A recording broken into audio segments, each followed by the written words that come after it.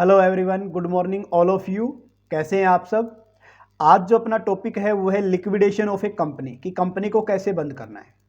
जैसे हम previous video में पढ़ चुके हैं कि कंपनी एक आर्टिफिशियल पर्सन है, ठीक है। क्योंकि कंपनी आर्टिफिशियल पर्सन है, किसके द्वारा माना गया सर? लॉ के द्वारा ही क्रिएट किया जाता है, यानी कि जो कंपनी एक्ट 2013 है उसके द्वारा ये क्रिएट बनाई जाती है। इसलिए लॉ के द्वारा ही उसका एंड किया जाएगा। क्या किया जाएगा? लॉ के द्वारा ही उसका एंड किया जाएगा। तो लीगली तरीके से जो आप किसी कंपनी को वाइंडिंग अप करते हो उसी को हम क्या बोलते हैं? उसी को हम लिक्विडेशन बोलते हैं। क्या बोलते हैं? उसी को लिक्विडेशन। लेकिन एक बात जो आपको याद रखनी है वो ये कि सर लिक्विडेशन सिर्फ और सिर्फ हम इंसॉल्वेंट कंपनी का नहीं करते। अच्छा, इंसॉल्वेंट कंपनी जो वर्ड आया है, इंसॉल्वेंट का मतलब क्या होता है भाई? जब आप अपने आउटसाइडर का पेमेंट ना कर पाओ, यानी कि जब आप अपने उन लोगों का पैसा भी पे नहीं कर पाते जो अनसिक्योर्ड है। देखो, सिक्योर्ड का तो पेमेंट करनी पड़ेगी, मजबूरी है कंपनी की, लेकिन जो अनसिक्योर्ड क्रेडिटर की पेमेंट नहीं कर पाते तो उसको तो बोलते हैं इंसॉल्वेंट कंपनी। अगर कोई कंपनी सोलवेंट किसको बोलेंगे? जो आपकी अनसिक्योर्ड क्रेडिटर की पेमेंट कर देगी तो उसको सिक्योर्ड कंपनी सोलवेंट कंपनी बोलते हैं। तो इसने बोला कि जरूरी नहीं है कि अनसोल्वेंट कंपनी का ही लिक्विडेट हो, कई बार सोल्वेंट कंपनी को भी लिक्विडेट किया जा सकता है। दोनों चीज ध्यान रखनी है। यहां पर मोस्ट इंपॉर्टेंट पॉइंट है कि क्या सर सिर्फ अनसोल्वेंट, यानी कि जो पैसा नहीं चुका पाती, जो कर्ज में डूबी हुई कंपनी है, क्या सिर्फ वही उसी को बंद करते हैं? नहीं, कई बार सोल्वेंट कंपनी को भी बंद किया जा सकता है। याद रह जाएगा? हाँ जी सर, कर लेंगे। नेक्स्ट वन देखिए क्या दे रखा है कि जब लिक्विडेशन हम लेते हैं, यानी कि जब लिक्विडेशन की प्रोसेस स्टार्ट करते हैं, तो लिक्विडेशन की जो प्रोसेस स्टार्ट करते हैं, कंपनी क्या करती है? अपनी एसेट को तो सोल्ड करती है, यानी कि बेचती है। अपने एसेट की क्या करती है? बेचती है। और जो क्रेडिटर होता है उसकी क्या करती है? उसकी पेमेंट करती है। क्रेडिटर की क्या करती है? पेमेंट करती है। अगर कुछ सरप्लस बच जाए, अगर कुछ सरप्लस बच जाए तो उसको शेयर होल्डर में डिस्ट्रीब्यूट कर देती है। अच्छा, सरप्लस कब बचेगा सर? सोल्वेंट कंपनी के केस में बचेगा, इंसॉल्वेंट कंपनी के केस में? सर नॉर्मली तो है सोल्वेंट कंपनी के केस में ही सरप्लस बचता है, क्योंकि इंसॉल्वेंट कंपनी तो पहले ही डूबी हुई है, वो तो आउटसाइडर का क्या, क्रेडिटर का पेमेंट नहीं कर पा रही, तो उसके पास तो सरप्लस होगा नहीं। तो क्या ध्यान रखना है आपका? जो सबसे इंपॉर्टेंट पॉइंट बनता है कि सर सोल्वेंट और इंसॉल्वेंट दोनों कंपनियां लिक्विडेट की जा सकती है। इंसॉल्वेंट कंपनी वो होती है जो अपने अनसिक्योर्ड क्रेडिटर की पेमेंट ना कर पाए। अनसिक्योर्ड क्रेडिटर कौन होते हैं? जिसका पेमेंट करना कंपनी के लिए कंपलसरी नहीं है, उसको अनसिक्योर्ड क्रेडिटर बोलते हैं। याद रह जाएगा? हाँ जी सर, याद रह जाएगा। अच्छा, जो ये लिक्विडेशन है ये कंपनी के आर्टिकल ऑफ एसोसिएशन में मेंशन होना चाहिए कि कंपनी को कैसे लिक्विडेट करना है, ठीक है। अगर मान लिया क्या है कि अगर इन लिक्विडेट कंपनी है, यानी कि अगर प्रॉफिट कम है, देखो प्रॉफिट ज्यादा है तो सबकी पेमेंट कर दो और बाकी जो पैसा है वो शेयर होल्डर के अकाउंट में ट्रांसफर कर दो। लेकिन अगर प्रॉफिट कम है, अनसिक्योर्ड क्रेडिटर की पेमेंट करनी है आपको, यानी कि जो आउटसाइडर की पेमेंट करनी है, तो आप क्या करोगे? तो हम क्या करते हैं, जो कंपनी के शेयर होल्डर हैं, जो अनपेड अमाउंट है, मान लीजिए 10 रुपए का शेयर था, आपने 8 रुपए शेयर होल्डर से मंगा लिए, तो जो 2 रुपए बच गए ना, जो अनपेड अमाउंट है, क्या है? अनपेड अमाउंट, उसको क्या करते हो? उसको मंगवा सकते हो। आप क्या कर सकते हो? कंपनी के वाइंडिंग अप के टाइम उसको मंगवा सकते हो। तो अब जो सबसे इंपॉर्टेंट पॉइंट अपना आने वाला है कि सर कौन कौन से मेथड हैं जब हम लिक्विडेशन करते हैं। तो देखिए, जो लिक्विडेशन किया जाता है वो सेक्शन कितने 270, यानी कि सेक्शन 270 के थ्रू किया जाता है कंपनी एक्ट 2013 के अंदर। एक लिक्विडेशन बाय ट्रिब्यूनल होता है। ट्रिब्यूनल मींस कोर्ट के केस में, तो यहाँ पर कोर्ट की जगह आपका क्या वर्ड यूज किया जाएगा? ट्रिब्यूनल। तो ये याद रखना है। और एक वॉलंटरी जो वाइंडिंग अप होता है, दो तरीके का, या तो मेंबर करवा दे और या फिर क्रेडिटर क्या कर दें? क्रेडिटर के थ्रू। ये क्या कुछ होता है डिटेल में आपको बताऊंगा। तो इसमें ना टू द पॉइंट हम चलने वाले हैं और आपको चीजें थोड़ी सी याद रखनी पड़ेगी क्या कुछ होता है, क्योंकि इसमें से क्वेश्चन हर बार ही हर कॉम्पिटेटिव एग्जाम में पूछा गया है। तो winding up by tribunal section 271 आता है। कोर्ट के थ्रू अगर आप वाइंडिंग अप करते हो तो कब किया जा सकता है? जब कोई कंपनी स्पेशल रिजोल्यूशन पास कर दे, ठीक है, और कोर्ट से अपील करें, यानी कि स्पेशल रिजोल्यूशन पास करने के बाद कोर्ट को बोले कि आप वाइंडिंग अप करवा दो, तो उसको ट्रिब्यूनल बोलते हैं। स्पेशल रिजोल्यूशन का मतलब होता है 75% वोटिंग, यानी कि 75% एंड मोर, उसको बोलते हैं स्पेशल विशेष प्रस्ताव। किसको बोलेंगे? जब अगर मान लीजिए 100 लोग मीटिंग के अंदर है तो 75 या 76 लोग ऐसे बोल दें, ठीक है, इनके 75% से ज्यादा लोग ऐसे बोल दे कि हाँ ठीक है बंद कर देना चाहिए, तो उसको हम बोलते हैं स्पेशल रिजोल्यूशन। ऑर्डिनरी या नॉर्मल रिजोल्यूशन साधारण प्रस्ताव वो होता है जो 50% से ज़्यादा वोटिंग जिसके फेवर में हो जाए, ठीक है। ये 51% नहीं है, कितना होना चाहिए 51। अब कई बार होता है ना, जैसे ऑप्शन में आ जाए कि सर जो नॉर्मली कोई भी जो रिजोल्यूशन है, जो प्रस्ताव पास करते हैं वो 51% में करते हैं, नहीं, अगर ऑप्शन हो 50 एंड मोर तो आपको 50 एंड मोर पर ही क्लिक करना पड़ेगा, ठीक है। इसके अलावा अगर कंपनी लगातार 5 सालों तक अपनी जो स्टैच्यूरी रिपोर्ट होती है, statutory report in the sense आप बोल सकते हो profit and loss, balance sheet या कैश फ्लो स्टेटमेंट, जो कंपल्सन होती है कि कंपनी को रजिस्ट्रार के पास सबमिट करवानी ही पड़ती है साल के एंड में, अगर कोई कंपनी 5 साल से ऐसा नहीं कर रही तो उस कंपनी को क्या है, कोर्ट वाइंडिंग अप के लिए बोल सकता है, ट्रिब्यूनल वाइंडिंग अप के लिए बोल सकता है। थर्ड वन पॉइंट क्या होता है, अगर कोर्ट को लगता है कि कंपनी जो है वो फ्रॉड मैनर के लिए बनाई गई है, भाई सिर्फ घोटाला करने के लिए, जैसे फ्यूचर मोकर कंपनी थी उस टाइप से कुछ हो, अनलॉफुल पर्पज के लिए, तो कोर्ट उसको बंद कर सकता है। या फिर कंपनी अपने डेब्ट की जो आउटसाइडर डेब्ट है उसकी पेमेंट ना कर पाए, तब भी ट्रिब्यूनल क्या बोल सकता है, भाई इस कंपनी को बंद किया जाए ताकि ये आगे लोगों को और नुकसान ना पहुंचा पाए, ठीक है। फिफ्थ वन क्या दे रखा है इसके अंदर, अगर कोर्ट को लगता है कि ये सोसाइटी के लिए, समाज के लिए जस्ट एंड इक्विटेबल है, ये वर्ड याद रखना, जस्ट एंड इक्विटेबल, मतलब कोर्ट को लगता है भी समाज के साथ न्याय होगा इस कंपनी को बंद कर कर, तो वो क्या कर सकती है, बंद कर सकती है, हो जाएगा, हाँ जी। तो जो ट्रिब्यूनल जो है, यानी कि कोर्ट जब इस कंपनी को बंद करने के लिए बोलता है तो वो एक लिक्विडेटर, एक पर्सन को अपॉइंट करता है, ठीक है। इस पर्सन को अपॉइंट करता है कौन, कोर्ट। तो जो कोर्ट पर्सन को अपॉइंट करता है, ये पर्सन क्या करता है, कंपनी की एसेट को तो सेल करता है और लाइबिलिटी की उसमें से क्या कर देगा, पेमेंट कर देगा, कुछ बच जाएगा तो वो आपके जो शेयर होल्डर है उनको दे देगा, अगर नहीं बचा, मान लिया कि लाइबिलिटी ज़्यादा होगी, तो जो अनपेड अमाउंट है, जैसे मैंने बोला था कि 10 रुपये में से 8 रुपये कंपनी ने मंगवा लिए, 2 रुपये नहीं मंगाए तो 2 रुपये मंगवा लेगा ये, ठीक है। होप सो इतना आपको समझ में आ गया होगा कि कंपलसरी वाइंडिंग अप कौन कौन सा है। तो 5 पॉइंट कौन कौन से थे सर, फर्स्ट वन तो इसके अंदर स्पेशल रिजोल्यूशन पास करके कोर्ट से हम रिक्वेस्ट करते हैं कि सर जो है वाइंडिंग अप आपके निगरानी के अंदर किया जाए। दूसरा क्या हो सकता है, स्टैच्यूरी रिपोर्ट 5 साल तक कंपनी पेश ना करे तब हो सकता है। थर्ड वन क्या हो सकता है, अगर ट्रिब्यूनल को लगता है कि जो इलीगल पर्पज के लिए, अनलॉफुल जो पर्पज है, या फिर आप बोल सकते हो कि सर जो फ्रॉडेंट मैनर के लिए किया जाएंगे, फ्रॉड करने के लिए कंपनी बनाई गई, तब हो सकता है। या फिर जो कंपनी है वो डेब्ट की पेमेंट ना कर पाए, जो आउटसाइडर है उनकी पेमेंट ना कर पाए, चाहे वो डिवेंचर होल्डर क्यों ना हो, चाहे वो बैंक से लोन ले रखा हो क्यों ना हो, ठीक है ना, तो इसकी पेमेंट ना कर पाए तब भी कोर्ट उसको बंद कर सकता है। और लास्ट पॉइंट क्या लगता है sir, just and equitable, company अगर कोर्ट को लगता है, ट्रिब्यूनल को लगता है कि समाज के लिए सही रहेगा इस कंपनी को बंद करना, तो वो बंद कर सकते हैं। और लिक्विडेटर वो पर्सन कौन अपॉइंट करता है, बाय ट्रिब्यूनल, कोर्ट ही अपॉइंट करता है वो पर्सन जो कंपनी का वाइंडिंग अप करता है, ठीक है, ये एक्सपर्ट ही होता है, आप ये मान सकते हो। फिर आता है सेकंड वन पर वॉलंटरी वाइंडिंग अप, क्या आता है, वॉलंटरी वाइंडिंग अप। वॉलंटरी का मतलब होता है कोर्ट का कोई चक्कर नहीं है, कंपनी के जो मेंबर या क्रेडिटर, क्रेडिटर कौन, जो कंपनी पे पैसा उधार मांगते हैं, वो क्या करते हैं, वाइंडिंग अप करवा सकते हैं, अपने आप कर सकते हैं। तो सेक्शन 304 होता है कंपनी एक्ट 2013 के अकॉर्डिंग, ठीक है। तो पहला हम पढ़ते हैं मेंबर के थ्रू। मेंबर के थ्रू अगर वाइंडिंग अप करना है, तो मेंबर के थ्रू वाइंडिंग अप करना है तो सर मेंबर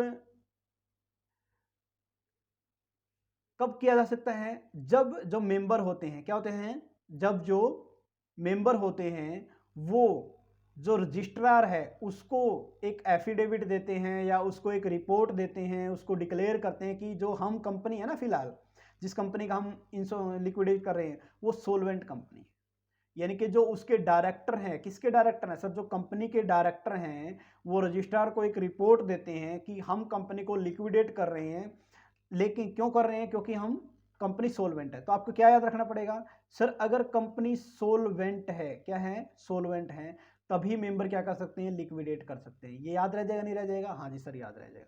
यानी कि कंपनी अगर सोलवेंट है, ये रिपोर्ट जैसे ही आप रजिस्ट्रार को दोगे, रजिस्ट्रार वेरीफाई करेगा कि क्या रियल्टी के अंदर सारे के सारे आउटसाइड इनके अनसिक्योर्ड क्रेडिटर तक की पेमेंट कर रहे हो तो सोलवेंट है, तो इसको बोलेगा मेंबर को ठीक है जी आप बंद कर सकते हो।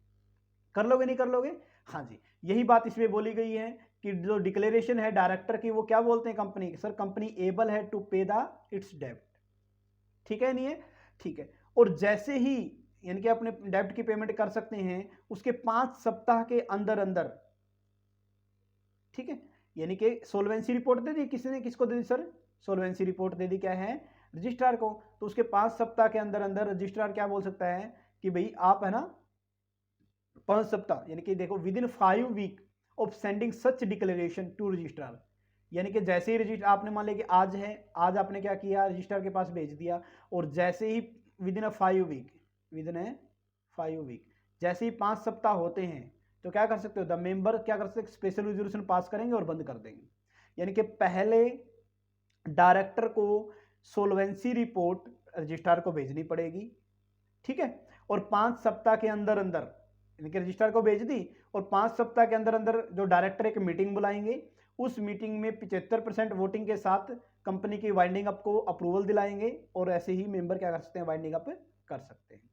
हो जाएगा समझ में? हाँ जी, यानी कि 5 सप्ताह के अंदर तो रजिस्ट्रार के पास रिपोर्ट भेज दी, और इसके थ्रू एक मीटिंग करेंगे इसी में 5 सप्ताह के अंदर ही, ठीक है, और मीटिंग के अंदर एक स्पेशल रेजोल्यूशन पास किया जाएगा कि कंपनी को वाइंडिंग अप करना चाहते हैं, और 75% अगर शेयर होल्डर या मेंबर जो है सेटिस्फाई होते हैं तो वो क्या कर सकते हैं, कंपनी को वाइंडिंग अप कर सकते हैं।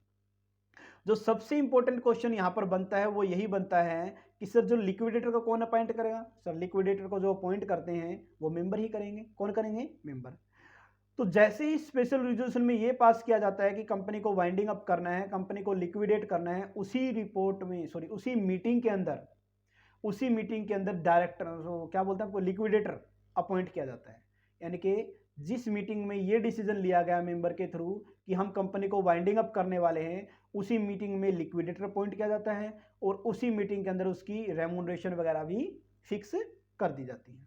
अब सबसे जो क्वेश्चन बनता है वो ये बनता है कि अगर मान लिया कि सर मीटिंग चलते, आपका जो बोल सकते हो कि जो कंपनी को बंद करते हैं, वाइंडिंग अप की प्रोसेस चलती सर 1 साल से ज़्यादा, तो सर सबको पता है कि हर साल के एंड में एजीएम बुलानी पड़ती है, एनुअल जनरल मीटिंग। क्या बुलानी पड़ती है? Annual general meeting. तो सर अब मीटिंग कौन बुलाएगा? अगर मान ले कि जो वाइंडिंग अप कंटिन्यू चलता है 1 साल से ज़्यादा, तो लिक्विडेटर एजीएम बुलाता है। कौन बुलाता है? लिक्विडेटर। तो यहाँ से क्या क्वेश्चन बना है कि अगर मेंबर वॉलंटरी वाइंडिंग अप करते हैं और फिर लिक्विडेशन 1 से ज़्यादा, वाइंडिंग अप जो है 1 साल से ज़्यादा चलता है, तो लिक्विडेटर जनरल मीटिंग बुलाता है। याद रह जाएगा नहीं रह जाएगा? हाँ जी सर, याद रह जाएगा। ठीक है, और उस मीटिंग के अंदर जो लिक्विडेटर है, जो डायरेक्टर है, जो शेयर होल्डर है, जो मेंबर है, जो कंपनी के ओनर है, उनको बताता है, क्या बताता है? उनको बताता है कि मैंने 1 साल के अंदर इतनी तो एसेट बेच दी और इतनी लायबिलिटी की पेमेंट कर दी, यानी कि जो अपनी रिपोर्ट पेश करता है हर साल। कर लोगे? हाँ जी। लेकिन अगर ऐसा हो कि सर 1 साल से पहले सारा का सारा एसेट लायबिलिटी सब सोल आउट कर दे लिक्विडेटर, तो जैसे ही लिक्विडेटर अपनी स्टेटमेंट बना लेता है, उसके तुरंत बाद, चाहे 1 साल पूरा ना हुआ हो, तुरंत बाद एक मीटिंग बुलाता है। कौन बुलाता है? यह भी लिक्विडेटर ही बुलाता है। कौन बुलाता है? सर लिक्विडेटर ही बुलाता है। और उस मीटिंग के अंदर जैसे साल दर साल ऐसे यहां पर क्या कर रहा था, अपनी मीटिंग जो रिपोर्ट थी, स्टेटमेंट थी, वो पेश कर रहा था, वैसे ही क्या करेगा, जैसे ही उसने सारी एसेट लायबिलिटी को सेल आउट कर दिया, या आप बोल सकते हैं एसेट को सेल कर दिया, लायबिलिटी की पेमेंट कर दी, उसके तुरंत बाद क्या करेगा, मीटिंग बुलाएगा। ठीक है, और उस मीटिंग के अंदर अपना लेखा जोखा रखेगा। कौन रखेगा? लिक्विडेटर। तो उसको हम बोलते हैं liquidator final statement of account. क्या बोलते हैं? Liquidator final statement of account बोलते हैं। कर लोगे? हाँ जी सर, कर लेंगे। तो liquidator should send A copy his account. Liquidator क्या करेगा? अपनी कॉपी, मीटिंग में तो है ही है, उसकी एक कॉपी किसको देगा? रजिस्ट्रार को पेश करेगा। क्या करेगा? रजिस्टर। जैसे ही मीटिंग हुई, मीटिंग के अंदर उसने शेयर होल्डर के पास रखा, उस मीटिंग के फर्ज किसका बनता है? सर लिक्विडेटर का। वो कॉपी रजिस्ट्रार को देगा कितने? Within 1 week. Within 1 week, 1 हफ्ता के अंदर जो मीटिंग में डिसीजन हुआ वो किसको देगा? वो सर रजिस्ट्रार को सबमिट करवाएगा। किसको सबमिट करवाएगा? रजिस्ट्रार। हो जाएगा। तो रजिस्ट्रार क्या करेगा? उसको रजिस्टर कर लेगा, और 3 महीने के अंदर अंदर, आफ्टर 3 मंथ ऑफ रजिस्ट्रेशन, जैसे ही रजिस्ट्रार ने एंट्री कर दी, मान लें 1 वीक में पहुंचा दिया, ऐसे एंट्री कर दी, इसके क्या करेगा? 3 महीने के बाद क्या करता है? 3 month of the registration company will be completely winding up. 3 महीने के अंदर क्या कर दो? इस कंपनी को वाइंडिंग अप कर दो। बिल्कुल कर दो। तो क्या कुछ पॉइंट था मेंबर के रिगार्डिंग, तो हम करते हैं। सबसे पहले क्या था सर, मेंबर किसी कंपनी को लिक्विडेट तभी कर सकते हैं जब वो कंपनी की सोल्वेंसी रिपोर्ट रजिस्ट्रार को के सामने पेश करें। ठीक है, यही पढ़ा था? नहीं पढ़ा था? हाँ जी सर, हमने यही किया था पहला। दूसरा, वो जो रिपोर्ट है वो 5 हफ्ते के अंदर अंदर, आप बोल सकते हो उस रिपोर्ट के 5 वीक के अंदर अंदर मेंबर को एक स्पेशल, आज आपने क्या किया, जो डायरेक्टर थे उन्होंने सोल्वेंसी रिपोर्ट आज भेज दी, तो उसके 5 वीक के अंदर अंदर, ठीक है ना। 5 सप्ताह के अंदर अंदर एक मीटिंग बुलानी पड़ेगी, उस मीटिंग में स्पेशल रेजोल्यूशन पास करना पड़ेगा, उसी मीटिंग के अंदर लिक्विडेटर अपॉइंट करना पड़ेगा, उसकी सैलरी वगैरह अपॉइंट करनी मतलब फिक्स करनी पड़ेगी। ठीक है, कि ये क्या करना पड़ेगा, उस मीटिंग के अंदर ये डिसीजन लिया जाएगा कि ये लिक्विडेटर है, इतना इसका रेम्यूनरेशन है और हम कंपनी को वाइंडिंग अप कर रहे हैं। अब लिक्विडेटर के पॉइंट ऑफ व्यू से तो बताऊं तो सर लिक्विडेटर क्या करता है, अगर मान ले कि लिक्विडेशन जो वाइंडिंग अप हो कई साल तक चलता तो हर साल एजीएम बुलाता है और अपना लेखा जोखा उस मीटिंग में रखता है। अगर मान लिया कि किसी कोई ऐसी मीटिंग है जो आप बोल सकते हो किसी कंपनी को लिक्विडेट कर रहे हैं और विद इन 1 ईयर वो कंप्लीट हो जाती है, तो जैसे ही कंप्लीट होती है फिर वो एजीएम का वेट नहीं करता, उसके कंप्लीट होते ही सारा लेखा जोखा कंप्लीट होते ही चाहे वो 3 महीने में हो गया हो, उसके तुरंत बाद एक मीटिंग बुलाई जाती है जिसमें लिक्विडेटर अपनी फाइनेंशियल स्टेटमेंट अकाउंट को रखता है और उसकी एक कॉपी लिक्विडेटर ही सेंड करता है रजिस्ट्रार के पास, और जैसे ही रजिस्ट्रार को कॉपी मिल जाती है उसके 3 महीने के अंदर अंदर क्या कर देते हो, कंपनी को कंप्लीटली वाइंडिंग अप कर देते हो। होप सो ये आपको समझ में आ गया होगा। अब बढ़ते हैं हम नेक्स्ट पॉइंट पे अपने क्रेडिटर क्या है किसकी तरफ बढ़ते हैं, क्रेडिटर वॉलंटरी वाइंडिंग अप। देखिए तो ऐसे इसमें क्या है कि चीजें थोड़ी सी याद करने वाली हैं लेकिन हो जाएगी अगर 2-3 बार करोगे तो, ठीक है। इसी वीडियो को दोबारा देख लेना अगर ना समझ में आए तो क्रेडिटर वॉलंटरी वाइंडिंग अप क्या होता है, जब कंपनी इंसॉल्वेंट हो, क्या हो, इंसॉल्वेंट हो, तब क्रेडिटर कौन होते हैं सर, जो आउटसाइडर, वो लोग जो कंपनी से पैसा मांगते हैं वो भी कंपनी को बंद करने के लिए बोल सकते हैं उनके डायरेक्टर को, बोल सकते नहीं बोल सकते, हाँ जी वो बोल सकते हैं कि हमारा पैसा दो, तो डायरेक्टर बोलेगा हमारे पास नहीं है, तो क्रेडिटर क्या बोलेंगे, भाई जितनी एसेट लायबिलिटी है बेच दो और हमारा पैसा दे दो। ठीक है, तो इस कंडीशन में भी ऐसा किया जा सकता है, तो इसको हम बोलते हैं क्रेडिटरी वॉलंटरी वाइंडिंग अप, यानी कि जब कंपनी सोलवेंट ना हो, इंसॉल्वेंट हो, तब कंपनी को वॉलंटरी रूप से बंद किया जाए तो उसको हम बोलते हैं क्रेडिटर वॉलंटरी वाइंडिंग अप। क्या बोलते हैं, क्रेडिटर वॉलंटरी वाइंडिंग अप। ठीक है, अच्छा इसमें क्या होता है, जब ऐसा हो तो जो डायरेक्टर होते हैं, ऑब्वियसली बात है डायरेक्टर तो करेंगे, तो मीटिंग बुलाएंगे डायरेक्टर, मेंबर बोल सकते हैं, ठीक है ना, मेंबर मीटिंग बुलाते हैं, मेंबर ने मीटिंग बुलाई, उसके अगले दिन ही क्रेडिटर मीटिंग बुलाते हैं। देखो 2 मीटिंग हुई है, एक तो जो सर मीटिंग है, एक मीटिंग तो है सर मेंबर की, मेंबर्स की, ठीक है, और दूसरी मीटिंग क्या है, जो मीटिंग होगी वो होगी क्रेडिटर्स की, किसकी होगी, क्रेडिटर्स की। अच्छा एक जो सबसे इंपॉर्टेंट पॉइंट जहां से क्वेश्चन बनने के चांसेस है कि जो इसको हेड कौन करेगा, इसको हेड कौन करेगा, डायरेक्टर, यानी कि की पर्सन कौन होगा, डायरेक्टर। डायरेक्टर मेंबर को बुला के इनकी मीटिंग लेता है, फिर अगले दिन क्रेडिटर को बुला के इनकी मीटिंग लेता है। याद रह जाएगा नहीं रह जाएगा, हाँ जी सर।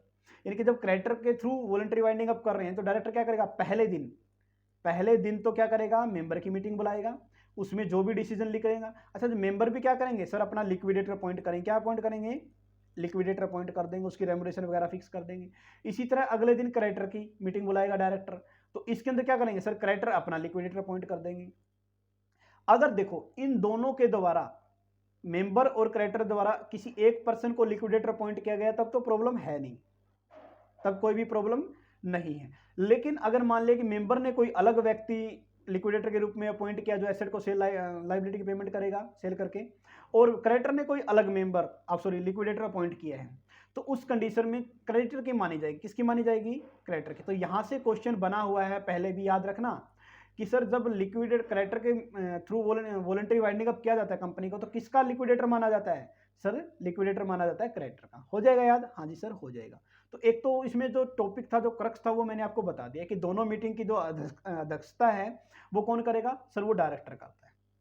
हो जाए नहीं हो जाएगा, तो इस मीटिंग के थ्रू जो लिक्विडेटर होता है वो सारी की सारी अपनी रिपोर्ट पेश करता है, और जो भी इस मीटिंग के अंदर होता है उसको विद इन 10 डे, 10 दिन के अंदर क्या करेगा, रजिस्ट्रार के पास सेंड करना पड़ता है। याद रखना मेंबर वाली कंडीशन में 7 दिन था और क्रेडिटर वाली कंडीशन में 10 दिन के अंदर अंदर जो मीटिंग में जो कुछ भी है उसकी रिपोर्ट रजिस्ट्रार के पास सेंड करनी पड़ती है। हो जाएगा नहीं हो जाएगा, हाँ जी सर हो जाएगा। अब बढ़ते हैं हम आगे मैं अगर बात करूं तो जो लिक्विडेटर मैंने बोला कि अपनी स्टेटमेंट देगा, तो ये स्टेटमेंट होती क्या है उसी के रिगार्डिंग अगर मैं बात करते हैं, देखिए तो liquidator financial statement of account इसको हम बोलते हैं। सबसे पहला तो क्या याद रखना है, सबसे पहला तो ये याद रखना है कि सर इसमें डबल एंट्री सिस्टम काम नहीं करता, डबल एंट्री सिस्टम, ठीक है, ये क्या है, वर्क नहीं करता, ये आपको ध्यान रखना है, इनके डबल एंट्री सिस्टम को फॉलो नहीं किया जाता। एसेट जो है जितने में बिके बेच दो, क्योंकि एंड कर रहे हैं ना अभी तो ये आपको ध्यान रखना है। हो जाएगा नहीं हो जाएगा, हाँ जी सर हो जाएगा। क्योंकि जब नॉर्मली जब किसी भी कंपनी को लिक्विडेट करते हैं तो वहां पर डबल एंट्री सिस्टम काम नहीं करता। ये था इसके थ्रू होता क्या है, ये एक तरह का है ना, आप बोल सकते हो कि सर ये एक तरह की कैश बुक की तरह ही मान लो आप इसको, कि एक साइड रिसिप्ट लिख दी जाती है, एक साइड पेमेंट लिख दी जाती है। एक साइड क्या लिख दी जाती है, रिसिप्ट, और एक साइड क्या लिख दी जाती है, पेमेंट। ठीक है, तो इसी को हम बोलते हैं। तो इसने बोला कि जो रिसिप्ट का जो है पैसा आने का जो है उसका कोई ऑर्डर फिक्स नहीं है। फिक्स कैसे, पहले आप प्लांट को बेचो या क्रेडिटर से जो भी आपको डेटर वगैरह उनसे लेने तो ले लो, ठीक है, किसी से पैसे लेने तो ले लो, आप कोई फिक्स क्रम नहीं है। लेकिन सर पेमेंट करने का फिक्स क्रम है, और यहां से ही क्वेश्चन बनते हैं।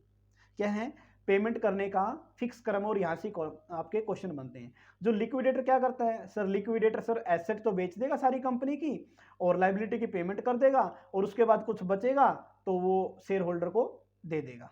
यही बात है, हाँ जी सर यही बात है।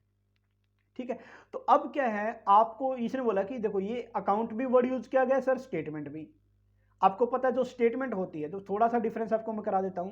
जो स्टेटमेंट होती है उसमें कभी टू या बाय का वर्ड यूज नहीं किया जाता, कभी भी डेबिट या क्रेडिट वर्ड यूज नहीं किया जाता, है ना। और सर जो अकाउंट होता है सर, अकाउंट में टू भी लिखते हैं और बाय भी लिखते हैं, और अकाउंट के ऊपर हम लिखते हैं डेबिट और क्रेडिट। तो ये ना तो एक स्टेटमेंट और ना ही अकाउंट, ये मिक्सअप सा दे रखा जी।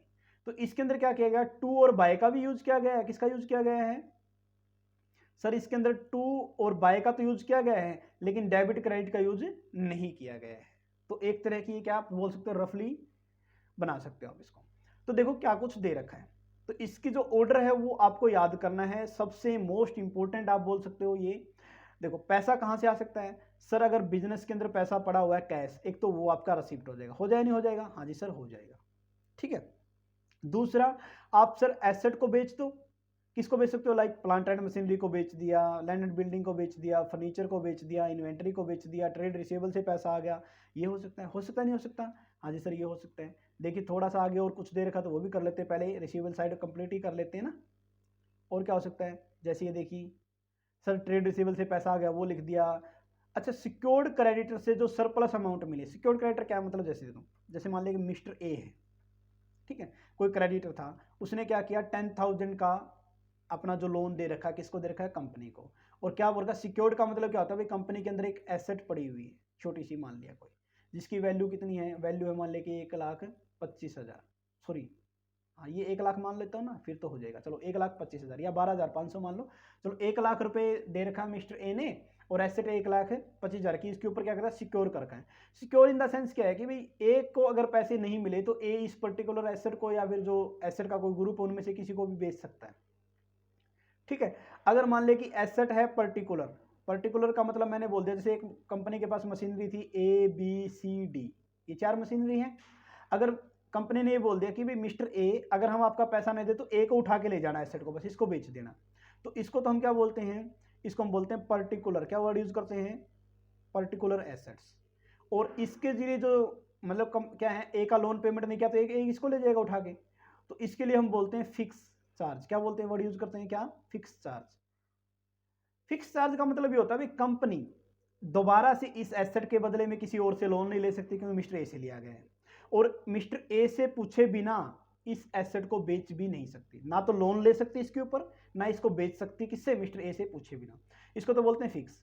अगर मान लिया हमने क्या बोल दिया, हमने ये बोल दिया मिस्टर ए काम करना, जो BCD एसेट है, ये एसेट पड़ी हुई है, आप है ना, हम अगर आपका पैसा ना दें तो इनमें से किसी भी एसेट को सेल आउट करना और अपना पैसा ले जाना। ए ने कहा ये तो और भी अच्छी बात है, ठीक है, लेकिन यहां पर ए को कुछ राइट खोने पड़ेंगे जो यहां पर मिल रहे थे। इसको हम बोलते हैं फ्लोटिंग चार्ज। क्या बोलते हैं, फ्लोटिंग चार्ज। इसका मतलब क्या होता है, इसका मतलब ये होता है कंपनी इनमें से किसी भी एसेट के ऊपर लोन ले सकती है फर्दर, और इनमें से सारी एसेट को तो नहीं बेच सकती, क्योंकि ऑब्वियसली बात है एक का पैसा देना है, लेकिन कुछ एसेट को सेल आउट भी कर सकती है। या आप ये बोल सकते हो कि सिर्फ एक लोन का पॉइंट लेके चलो, क्योंकि अपना कंसेप्ट वहीं तक है, आगे की बाद में बात करेंगे। यानी कि कंपनी इसके ऊपर फर्दर लोन ले सकती है फ्लोटिंग में तो, और इनके ऊपर फर्दर लोन नहीं ले सकती। कर लोगे, हाँ जी सर कर लेंगे। तो इसका मतलब क्या था, सिक्योर्ड क्रेडिटर मान लिया कि 1 लाख रुपए मिस्टर ए से लिए, और 1,20,000 रुपए की कोई एसेट थी, ठीक है। अब 1 लाख इसने पूरे कर लिए तो बच गए कितने, 20,000। अब बताओ ये फर्म के लिए रिसिप्ट हुई नहीं, हाँ जी हुई, तो यहाँ पर 20,000 लिख देंगे, कितने रुपए लिख देंगे, तो यहाँ पर आ जाएगा 20,000 रुपए, surplus amount received from secured creditor. भाई सिक्योर्ड क्रेडिटर 1 लाख के थे, एसेट बेच दी उसने 1,20,000 की, तो 20,000 बच गए, तो अपने हैं वो तो यहाँ लिख दिए। Calls from the share holder, जो अनपेड अमाउंट है, कौन सी अमाउंट है, जो अनपेड, मान लीजिए 2 रुपये मंगाने रहते हैं शेयर होल्डर से अभी, तो 2 रुपये यहाँ पर लिख देंगे, हो जाए नहीं हो जाएगा। तो कौन कौन से पॉइंट थे इसमें, 4 ही पॉइंट थे सर, या तो कैश अपने पास पड़ा हो, या एसेट को बेच दें, या क्रेडिटर के जो सिक्योर्ड क्रेडिटर उनका सरप्लस बच जाए, और या फिर अनपेड अमाउंट है जो वो रह जाए।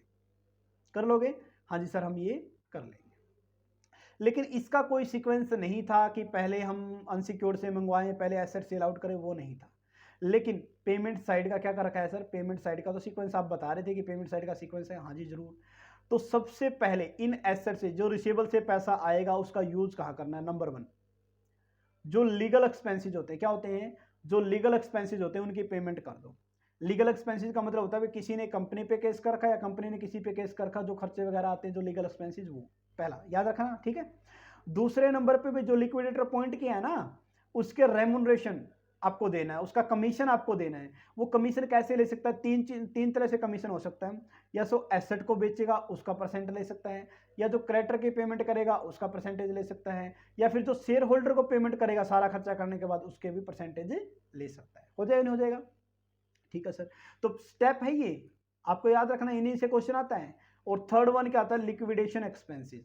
लिक्विडेशन एक्सपेंसेस या कॉस्टिंग ऑफ फाइंडिंग, जो बंद करते टाइम जो खर्चे होते हैं वो याद रखना। लीगल चार्जेस पहले नंबर पे हैं, लिक्विडेशन एक्सपेंसेस थर्ड नंबर पे। बच्चे यहां पर कंफ्यूज हो जाते हैं कि सर लीगल दिखा हमें तो लिक्विडेशन समझ लिया, तो ऐसा कुछ भी नहीं करना। ऊपर वाले में लीगल है और थर्ड वाले में लिक्विडेशन एक्सपेंसेस या कॉस्ट ऑफ फाइंडिंग अप है, ठीक है। चौथे नंबर पे क्या करना पड़ेगा, यहां से जो पैसा आया पहले सर लीगल चार्ज दे दो, फिर लिक्विडेटर का कमीशन रेमुनेशन दे दो, फिर लिक्विडेशन के जो खर्चे आए छोटे मोटे वो दे दो, फिर डिवेंचर होल्डर की पेमेंट कर दो, या फिर जो फ्लोटिंग चार्ज अभी मैं करवा के आया हूँ आप लोगों को, फ्लोटिंग चार्ज कि जब मिस्टर ए ने 1 लाख रुपए का लोन दिया कंपनी को, तो कंपनी ने बोल दिया जो मेरी एसेट पड़ी हुई है ABCD 4 5 7 10 जितनी है उनमें से आपका पैसा ले लेना, उसको बोलते हैं फ्लोटिंग चार्ज। यानी कि आप बोल सकते हो कि सर फोर्थ पॉइंट में आता है जो सिक्योर्ड है, कौन है, जो सिक्योर्ड क्रेडिटर है, कौन है, जो सिक्योर्ड क्रेडिटर है।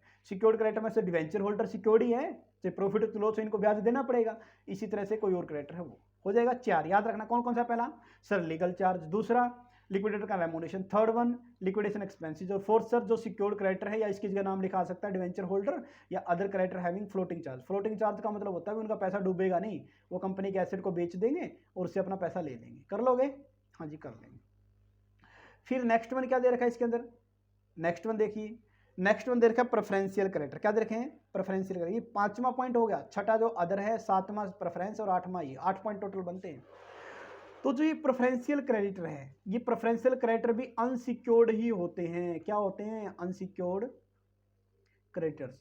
सर फिर ये क्या सिस्टम है, सर यहाँ पर प्रेफरेंस ये फिर अदर अनसिक्योर्ड। अब ये मान लो जो आपके अनसिक्योर्ड, जो अनसिक्योर्ड क्रेडिटर है ना, उसको 2 पार्ट में डिवाइड किया गया। एक तो किया गया प्रेफरेंशियल अनसिक्योर्ड क्रेडिटर, और एक क्या किया गया, नॉन प्रेफरेंशियल अनसिक्योर्ड क्रेडिटर, ठीक है। तो प्रेफरेंशियल वाले पहले और अनप्रेफरेंशियल वाले बाद में नंबर पे आएंगे। अब ये होता क्या, प्रेफरेंशियल अनप्रेफरेंशियल डिटेल में आगे दिया गया है नोट्स में, तो वहां से करवा दूंगा। फिर प्रेफरेंशियल होल्डर को पेमेंट करनी है, सबको पता है सर इक्विटी से पहले प्रेफरेंस को, और कुछ बच गया तो किसको, इक्विटी को, कुछ बच गया तो किसको, इक्विटी को। हो जाएगा नहीं हो जाएगा, हाँ जी सर हम कर लेंगे। अभी इसी ऑर्डर को दोबारा से एक्सप्लेन किया गया है क्योंकि इसकी इंपॉर्टेंस इतनी ज़्यादा है कि क्वेश्चन के बनने के चांस यहीं से होते हैं, तो इसी को डिटेल में आपको मिल जाएगा नोट्स में। तो order of payment, first one sir legal charges जो है उसकी पेमेंट कर दो। अब लीगल चार्जेस क्या कुछ हो सकते हैं, देखिए इसके अंदर वो खर्चे इंक्लूड किए गए हैं जो filing suit for the recovery of amount due to company, यानी कि जो कंपनी को पैसा लेना है, कंपनी को पैसा देना है, उसके रिगार्डिंग जो खर्चे किए गए सारा हो जाएगा। ये रेमुनरेशन 3 तरीके का सर, ये करो देखो नोट। एक तो एसेट को बेचने पर जो कमीशन मिलता है उसको तो बोलते हैं हम क्या, commission on amount realise from assets. अच्छा एक बात और आपको जो नोटिस यहाँ पर करनी है, जो लिक्विडेटर पॉइंट किया गया है ना, वो कुछ एफर्ट करता है। क्या करता है, यहाँ पर मैं लिख देता हूँ क्या, एफर्ट डालता है, ठीक है। यानी कि कुछ अपनी मेहनत करके कोई एसेट को बेचता है तभी उसको कमीशन मिलेगा, तभी उसको क्या मिलेगा, कमीशन मिलेगा। लेकिन अगर कोई काम उसको बिना मेहनत किए जो है तो उसके बदले उसको कमीशन नहीं मिलेगा। जैसे एग्जांपल लेता हूँ, देखो कैश पड़ा हुआ है बिजनेस में, क्या पड़ा हुआ है, कैश। अब उस कैश को कलेक्ट करने में तो टाइम नहीं लगता ना, क्योंकि बिजनेस में है ही, तो उसके ऊपर उसको कमीशन नहीं मिलेगा, उसके ऊपर उसको कमीशन नहीं मिलेगा। ये तो होगी सब नॉर्मल कंडीशन, क्या होगी, नॉर्मल कंडीशन। हाँ या ना, बोलो, कर लोगे नहीं कर लोगे? हाँ जी सर कर लेंगे। ठीक है, तो एक तो आपको ध्यान ये रखनी है। दूसरा क्या करना है, अब मान लिया जैसे मैंने क्या बात कही थी, सर जो मिस्टर ए है 1 लाख रुपए का लोन दे रखा है, 1,20,000 की एसेट है। अब क्या करता है क्रेडिटर, खुद ही एसेट को बिकवा देता है कंपनी की, तो बच गए कितने, 20,000 बचे हुए कंपनी को दे देगा। तो अब मेरे को एक बताओ, जब क्रेडिटर ने, जो सिक्योर्ड क्रेडिटर ने खुद ही एसेट बिकवा दी और जो सरप्लस अमाउंट था वो कंपनी को दे दिया, तो 20,000 में सर लिक्विडेटर ने मेहनत की? सर नहीं की। लिक्विडेटर ने तो ना ही तो इस कैश के रिगार्डिंग कोई मेहनत की, और ना ही जो सरप्लस था जो क्रेडिटर का था, सिक्योर्ड क्रेडिटर ने दिया है कंपनी को, ना ही सर उसके ऊपर मेहनत की। तो ये इसके ऊपर उसको कमीशन नहीं मिलेगा, याद रह जाएगा। हाँ जी सर, इसके ऊपर उसको कमीशन नहीं मिलेगा। लेकिन क्या, अगर मान लिया लिक्विडेटर अपॉइंट करते हो तो वो पहले ही बोल देता है कि भाई मैं तो है ना हर अमाउंट पे पैसा लूंगा, चाहे आपकी कैश पड़ी हो, चाहे सिक्योर्ड क्रेडिटर ने दिया हो, मुझे तो सारी ईच एंड एवरी आइटम पर कमीशन चाहिए। तो वो पहले से ही मीटिंग में डिसाइड हो जाता है। यानी कि अगर क्वेश्चन में स्पेशल मेंशन हो ना कि जो एसेट की लिस्ट जो उसको दी गई है लिक्विडेटर को सोल्ड करने के लिए, बेचने के लिए, उसके अंदर अगर कैश इंक्लूड है तो उसके ऊपर कमीशन देना पड़ेगा। लेकिन अगर कुछ नहीं बोल रखा तो कैश के ऊपर कमीशन नहीं देना पड़ता। कर लोगे? हाँ जी सर कर लेंगे। नेक्स्ट में क्या आता है, नेक्स्ट आता है फिर commission on the amount paid to unsecured creditor. कई बार क्या होता है अनसिक्योर्ड क्रेडिटर के ऊपर भी आपको अमाउंट का जो कमीशन है वो पे करना पड़ सकता है। तो इसके रिगार्डिंग क्या होता है देखिए, यानी कि लिक्विडेटर को कमीशन मिलता है किस पर, जो अमाउंट डिस्ट्रीब्यूट करता है अनसिक्योर्ड क्रेडिटर को या प्रेफरेंशियल क्रेडिटर को। अच्छा ये बताओ, प्रेफरेंशियल क्रेडिटर भी तो अनसिक्योर्ड बताए थे सर आपने? हाँ जी बिल्कुल। तो यानी कि अनसिक्योर्ड क्रेडिटर में प्रेफरेंशियल भी आ गए और नॉन प्रेफरेंशियल भी दोनों आ गए। उनको जो पेमेंट दे जाएगी, उनको जो पैसा देगा उसके ऊपर भी कमीशन ये ले सकता है। सर फिर यहाँ पर तो सर एक प्रॉब्लम और आती है कि जरूरी थोड़ी है कि कंपनी सोलवेंट हो, इंसॉल्वेंट भी तो हो सकती है। हाँ या ना? हाँ जी सर, ये पॉइंट तो आपका बिल्कुल वाजिब है कि कंपनी सर सोलवेंट भी हो सकती है, इंसॉल्वेंट भी, तो तब कैसे कमीशन मिलेगा? तो देखिए, अगर मान लिया कि पैसा पूरा पड़ा हुआ है, यानी कि अनसिक्योर्ड क्रेडिटर की कंपनी आसानी से पेमेंट कर सकती है, तो उसकी सुफिशियंट अमाउंट है, तो सिंपल क्या करना है, amount of unsecured creditor into, यानी कि जो आपके पास अमाउंट है अनसिक्योर्ड क्रेडिटर की, मल्टीप्लाई परसेंटेज जो उसका कमीशन दे हुए डिवाइड बाय 100, तो कर देंगे सर, इसमें कोई प्रॉब्लम नहीं है। यानी कि अगर पैसा बचा हुआ है, यानी कंपनी क्या है सर, कंपनी सोलवेंट है, तो मैनेजर को जो आपका लिक्विडेटर उसको कमीशन देने में कोई दिक्कत नहीं है। तो अमाउंट जो अनसिक्योर्ड क्रेडिटर को देनी है डिवाइड बाय उसका कमीशन 10% 5% डिवाइड बाय 100 हो जाएगा, इनकी मल्टीप्लाइड कमीशन और डिवाइड बाय 100 हो जाएगा। कर लोगे? हाँ जी कर लेंगे। लेकिन क्या, जैसे इसने बोल रखा देखो, यानी कि कंपनी ने एसेट बेची, जो इसने लिक्विडेटर ने एसेट बेची ना, वो तो बेच दी 35,700 की, जबकि अनसिक्योर्ड को पेमेंट करनी 25,000 की, कोई दिक्कत नहीं है। तो 25,000 का 2% कमीशन देना, 25,000 मल्टीप्लाई 2 डिवाइड बाई 100, तो 500 रुपये कमीशन दे दो, कोई दिक्कत नहीं है। हाँ जी सर कोई दिक्कत नहीं है। लेकिन सर ऐसा भी तो हो सकता है ना सर, एसेट हो 35,700 की बेची और क्रेडिटर को देना हो 40,000, सर तब बताओ, है ना? अब बताओ तो माने। तो इसके रिगार्डिंग अब हम बात करने वाले हैं, देखिए हो जाएगा। हाँ जी, तो क्या है इसके रिगार्डिंग देखिए, यानी कि जब पैसा ना हो, जब कंपनी इंसॉल्वेंट हो, इंसॉल्वेंट बोल सकते हो या फिर आप बोल सकते हो कम हो पैसा, तो उस कंडीशन में भी, तो उस कंडीशन में क्या होता है भाई, पहले लिक्विडेटर अपना पैसा निकाल लेता है। यानी कि जो 35,700 रुपये में उसने क्या किया, जो एसेट सेल की थी ना, उसमें से पहले अपना 700 रुपया निकाल लेगा, तो बच गए कितने, 35,000। ये जो 35,000 है ना, ये किसको दे देगा, ये दे देगा अपना, किसको सर, ये दे देगा अनसिक्योर्ड क्रेडिटर को। अब ये 700 मैंने लिख दिया सर जी रैंडमली, आपने तो वैसे ही 700 लिख दिया, निकाले कैसे, देखो इसका ही फॉर्मूला है। क्या फॉर्मूला है देखिए, अगर मान लिया कि अनसिक्योर्ड क्रेडिटर 40,000 हो 25,000 की बजाय, तो जितना प्रॉफिट था वो सारा का सारा देना पड़ेगा, क्योंकि देना 40 है ना, तो 35,700 कितना, 2 डिवाइड बाई 1/2। तो आपको क्या करना है, जो अमाउंट देनी है, amount into 2% divide 100 plus 2%। 100 plus 2% कैसे सर, जो इस अमाउंट में है ना, इस अमाउंट के अंदर इसने अपना कमीशन जोड़ रखा है, इस अमाउंट के अंदर इसने क्या कर रखा, अपना कमीशन जोड़ रखा है। तो इसका मतलब सर फिर ये जो अमाउंट है वो तो 102% की हुई ना। हाँ जी बिल्कुल, यानी कि 35,700 में पैसा जुड़ा हुआ है किसका, लिक्विडेटर का, इसलिए 100 प्लस 2 करते हैं। क्या करते हैं, 100 प्लस 2, यानी कि जो टोटल अमाउंट है, देखो मैं इसका ऐसा लिख दूं, थोड़ा सा आपको थोड़ी और क्लैरिटी आ जाएगी। मैंने लिखा अमाउंट डिवाइड बाय 100 करते थे ना, 100 नहीं, अब की बार क्या करोगे, 100 प्लस 2, 102 रुपये सर ये, और मल्टीप्लाई 2, जब 2% उसको कमीशन दे दो। समझ में आ गया? हाँ जी सर आ गया। तो ये तो आपको समझ में आ गया कि बेसिक होता क्या है। मान लीजिए ऐसा करोगे तो 700 आ जाएगा, तो 35,000, 700 में 700 दे के 35,000 उसको पेमेंट कर देंगे। अब सर प्रॉब्लम क्या आ रही है, प्रॉब्लम ये आ रही है कि सर आपने जो एसेट सेल की वो सर सेल की 35,700, दोनों कंडीशन में 35,700 की, ठीक है। और जो अनसिक्योर्ड क्रेडिटर थे, क्या थे अनसिक्योर्ड क्रेडिटर थे सर, वो एक में 25,000 थे और एक में थे 40,000। तो सर हम अमाउंट कौन सी लें, जो अमाउंट आपने मल्टीप्लाई की ना, देखो मल्टीप्लाई क्या किया सर, एक बार तो आपने 2/100 कर दिया और एक बार आपने कर दिया 102 कर दिया, यहाँ पर 100 कर दिया था, यहाँ पर 102 कर दिया सर। ये तो चलो हमें समझ में आ गया सर, आपने बोल दिया इसके अंदर इंक्लूड है, लेकिन अमाउंट कौन सी, जो इनमें से कम हो वो मल्टीप्लाई करनी। सर कम कौन सी, 25,000, और इनमें से कम कौन सी है सर 35,700, तो 35,700 की कर देंगे, ठीक है। तो अमाउंट कौन सी लेनी है सर, जो विच एवरेज लेस, जो दोनों में से कम हो वो। ये याद करने के लिए वैसे बता रखी है, वैसे रैंडमली तो आप कर भी सकते हो। अब क्या आता है, नेक्स्ट आता है sir commission on the amount of share holder. अब शेयर होल्डर को जो पेमेंट करेंगे उस पर कमीशन लेंगे। अब तो ये बताओ कि शेयर होल्डर को जो पेमेंट करेंगे, ऑब्वियसली बात है कि सारा का सारा पैसा जो शेयर होल्डर के देंगे, कमीशन तो रेमुनरेशन तो उससे पहले देना। आपको याद हो सेकंड नंबर पे लिक्विडेटर का रेमुनरेशन देना होता था। तो इसके अंदर मतलब जो भी पैसा बचा हुआ है, ये पैसा भी 102 का ही है। जो पैसा बचा हुआ शेयर होल्डर किसका है सर, 102 का है। क्यों, क्योंकि ये तो पहले देना पड़ेगा, तो ये भी आपको थोड़ा ध्यान रखना है। तो अगर शेयर होल्डर वर्ड है तो सर इसमें दोनों इंक्लूड है, प्रेफरेंस प्लस में इक्विटी। लेकिन अगर क्वेश्चन में स्पेशल मेंशन किया गया है कि इक्विटी के ऊपर कमीशन मिलेगा, तो सिर्फ इक्विटी के ऊपर कमीशन मिलेगा।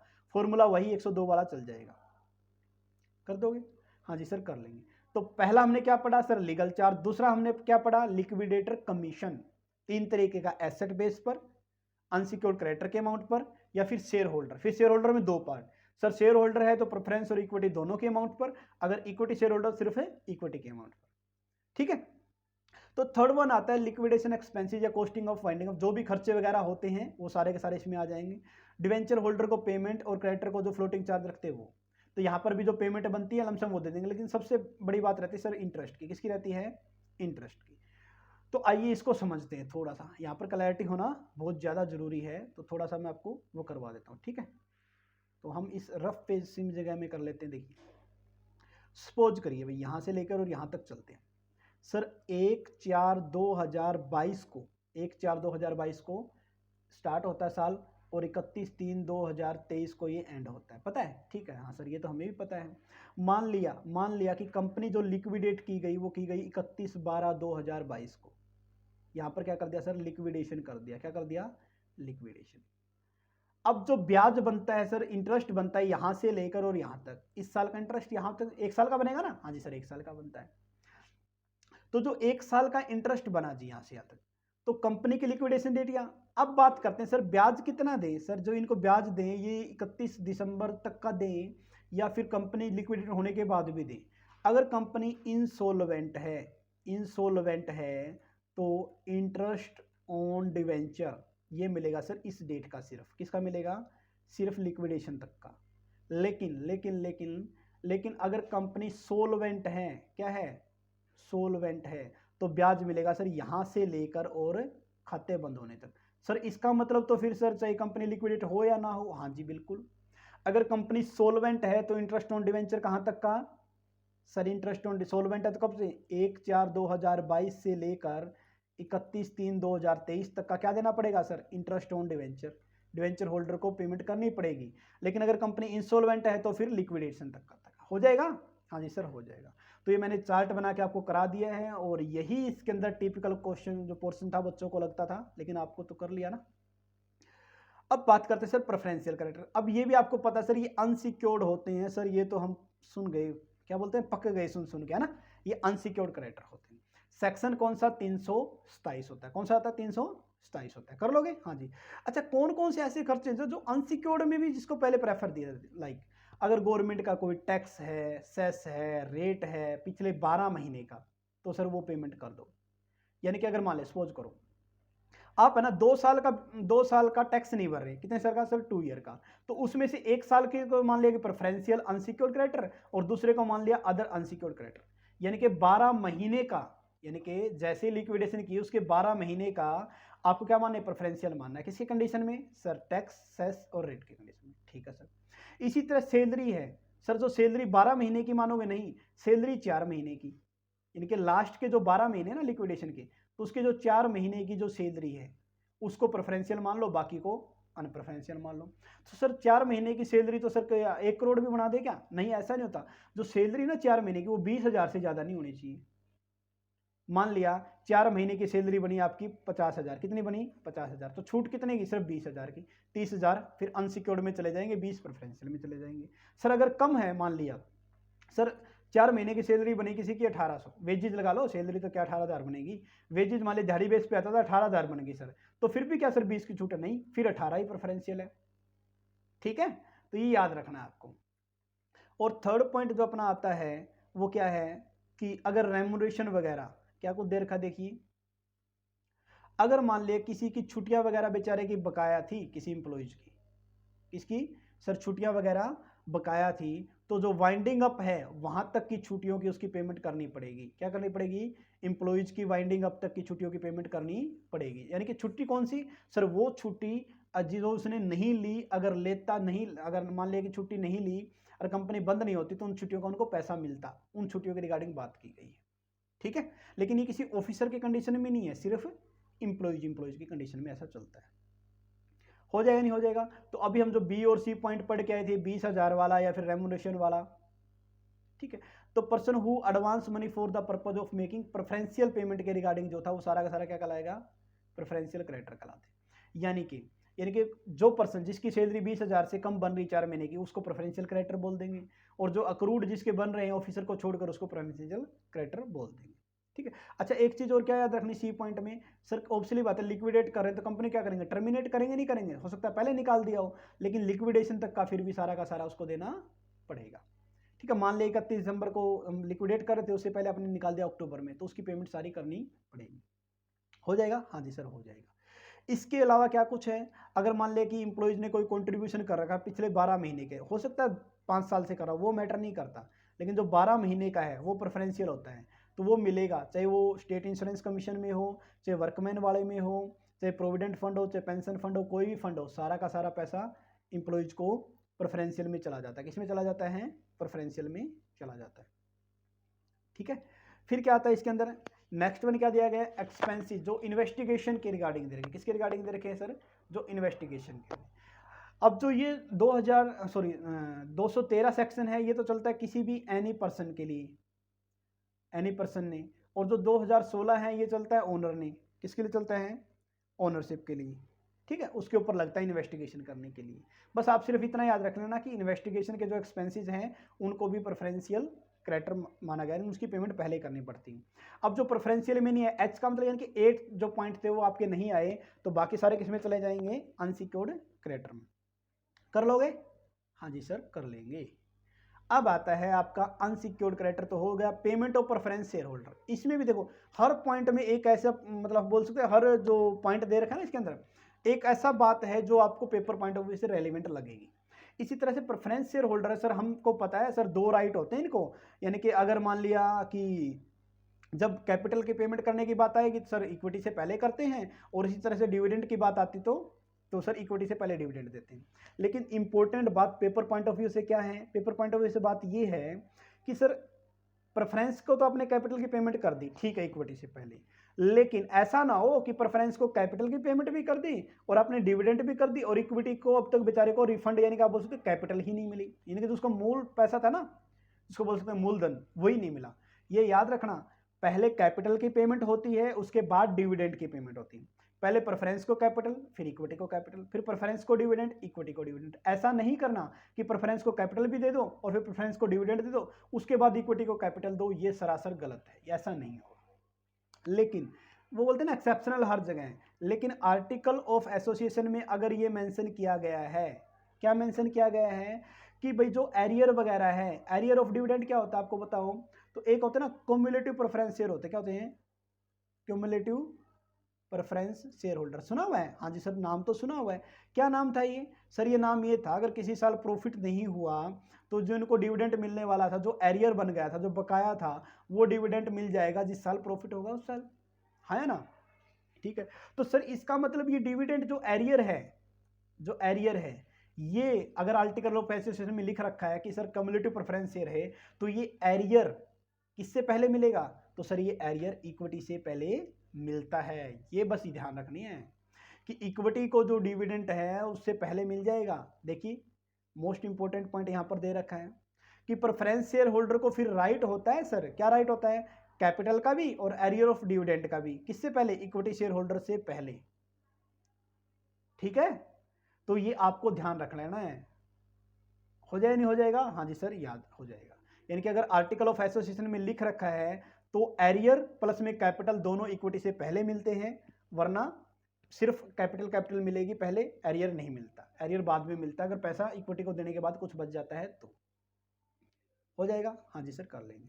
अच्छा दूसरी बात और सर, क्या सर जैसे आपने अभी बताया था कि इंटरेस्ट ऑन डिवेंचर में क्या बताया था कि इंटरेस्ट ऑन डिवेंचर के अंदर अगर लिक्विडेशन वाला सिस्टम कैसे, जैसे आपने ये किया था, देखो ब्याज बनता है 1/4/2022 से 31/3/2023 तक।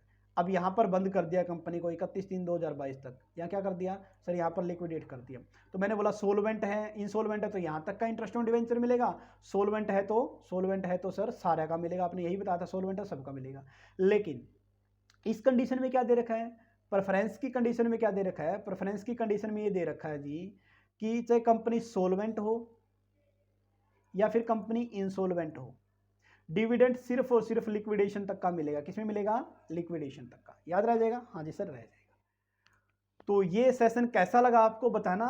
और अभी छोटा सा एक पॉइंट बच गया, बस अपना एंड होने वाला ही है। लिस्ट ऑफ कॉन्ट्रीब्यूटरी सेक्शन 226 में आता है। कॉन्ट्रीब्यूटरी का मतलब आप बोल सकते हो सर शेयर होल्डर। क्या वर्ड यूज कर सकते हो? Share holder.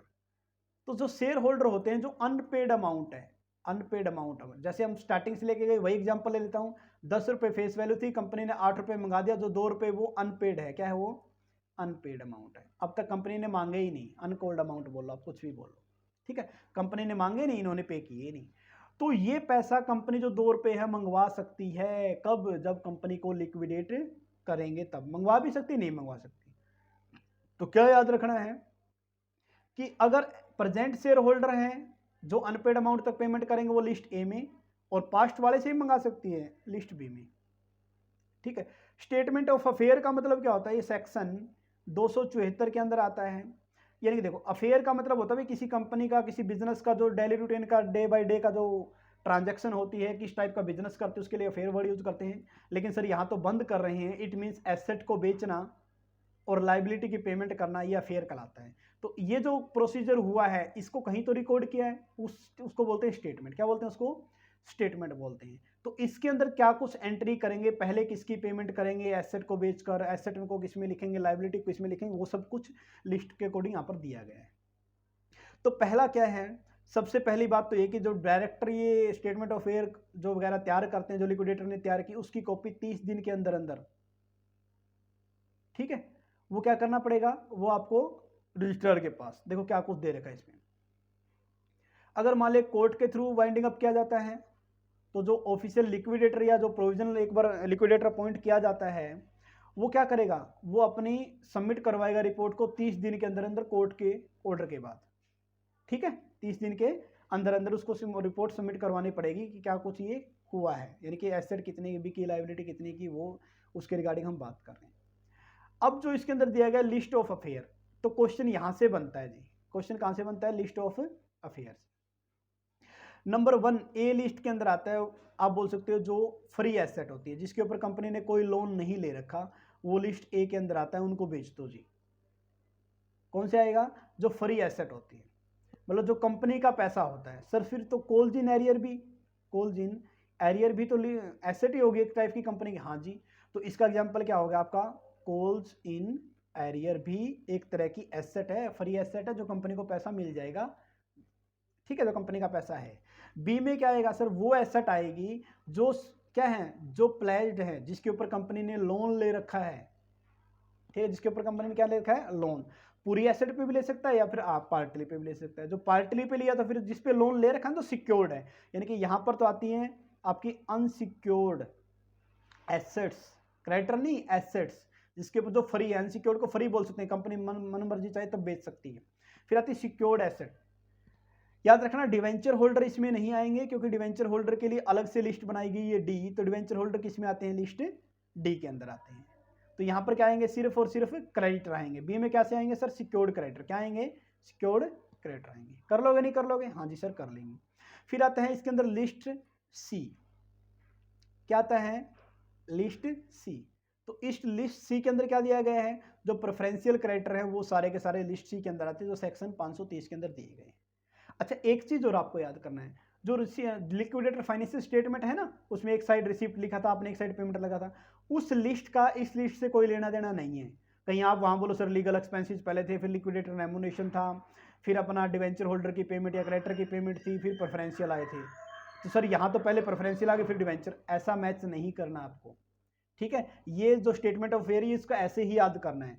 प्रेफरेंशियल क्रेडिटर के लिए कौन सी, डिवेंचर के लिए कौन डी, और अनसिक्योर्ड के लिए ई, प्रेफरेंशियल होल्डर के लिए एफ, और इक्विटी के लिए जी। कुछ न कुछ मिलता जरूर है, लेकिन आपको ये अलग अलग ही याद करना है, कहीं उसमें गड़बड़ कर दो, इसमें गड़बड़ कर दो, ठीक है। और एच के अंदर क्या आता है, 8th पॉइंट में एच में आता है सर अगर कोई डेफिशिएंसी होगी, डेफिशिएंसी का मतलब एसेट कम लायबिलिटी ज्यादा, सरप्लस का मतलब होता है एसेट ज्यादा लायबिलिटी कम। तो सर सरप्लस कब होता है, जब कंपनी सोलवेंट होती है, और डेफिशिएंसी कब होता है, जब कंपनी इंसोल्वेंट होती है। सोलवेंट क्या, जब अनसिक्योर्ड क्रेडिटर की पेमेंट कर दे, इंसोल्वेंट क्या, जब अनसिक्योर्ड क्रेडिटर की पेमेंट ना कर पाए। कर लोगे। तो नेक्स्ट क्या दिया गया, इसको ब्रीफ में और दिया गया जो अभी ऊपर लिखा गया था, तो आपको ये ब्रीफ वाला याद कर लेना, काम चल जाएगा। लिस्ट ए के अंदर क्या आता है सर, लिस्ट ए के अंदर आता है जो एसेट प्लेज नहीं, जो गिरवी नहीं है, जो फ्री एसेट है, जिसमें कॉल्स इन एरियर आपने लिखा था। लिस्ट बी के अंदर क्या आता है, जो सिक्योर्ड का जो सरप्लस है, जैसे मैंने बोला 1 लाख रुपए की ए ने दे रखा है, 1/20 का ये है सारा, तो 20,000 रुपये यहाँ पर आ जाएंगे। कितने आ जाएंगे सर, 20,000। फिर ये तो था आपके पास पैसा आया एसेट के थ्रू, अब जाएगा कहाँ से सर, प्रेफरेंशियल की पेमेंट करनी, डिवेंचर होल्डर की, अनसिक्योर्ड की, preferential capital, equity share capital, ये डेफिशिएंसी या सरप्लस आ जाएगा। कर लोगे नहीं कर लोगे, हाँ जी सर कर लेंगे। और फिर क्या दिया गया, लास्ट पॉइंट अपना ये दिया गया सर कि सर सरप्लस क्या होता है सर, जब सोलवेंट कंपनी होती है। क्या होता है, जब सोलवेंट कंपनी होती है तब सरप्लस होता है, क्योंकि जरूरी नहीं है कि इंसॉल्वेंट के टाइम में वाइंडिंग अप करें। सर बिल्स पेबल्स क्या होते हैं, चलो बिल्स पेबल ये सारे के सारे जो दे रखी है, बिल्स पेबल्स दोनों के दोनों ये आएंगे सर ई, लिस्ट ई में। और लिस्ट ई क्या थी, लिस्ट ई थी अनसिक्योर्ड क्रेडिटर, और ये भी लिस्ट ई के अंदर आता है जो अनसिक्योर्ड क्रेडिटर होते हैं। सर फिर ये क्या बच गया, अनकॉल्ड कैपिटल, ये इन लिस्ट में नहीं आता जी। ये जैसे it should not be treated asset नहीं है, जबकि कॉल्स इन एरियर को हम ट्रीट कर सकते हैं एसेट को। तो ये सर अनपेड वाला कैसे आएगा, जो हमने अभी नहीं किया था, list of contributory, list of contributory. List A में sir present shareholder, list B में पास शेयर होल्डर से अनपेड कोल्ड अमाउंट मंगा सकते हैं, ये वो वाला पॉइंट है, ठीक है। ये आपको याद रह जाएगा नहीं रह जाएगा, हाँ जी सर। तो ये बिल्स पेबल हो गया, कंटीजेंसी लायबिलिटी हो गया, अनक्लेम डिविडेंड हो गया, सारे के सारे अनसिक्योर्ड क्रेडिटर क्या होते हैं, सारे सारे अनसिक्योर्ड क्रेडिटर होते हैं। और लास्ट वर्ड है अपना पर्सनल गारंटी। अगर किसी डायरेक्टर ने कोई पर्सनल गारंटी दे रखी है तो उसको कंपनी की बुक्स में नहीं दिखाते, स्टेटमेंट ऑफ अफेयर में नहीं दिखाते, क्योंकि पर्सनल चीज़ों को कंपनी के अंदर नोट नहीं किया जाता। पर्सनल चीज़ों को कंपनी के अंदर हम नोट नहीं करते। तो ये था अपना कंप्लीट पूरा का पूरा लिक्विडेशन का, और ऐसे हर पॉइंट जो क्वेश्चन आए हुए हैं ये सारे मैंने करवाने की कोशिश की गई है, ठीक है। थैंक यू आप सभी का, मिलते हैं किसी नेक्स्ट वीडियो में, थैंक यू।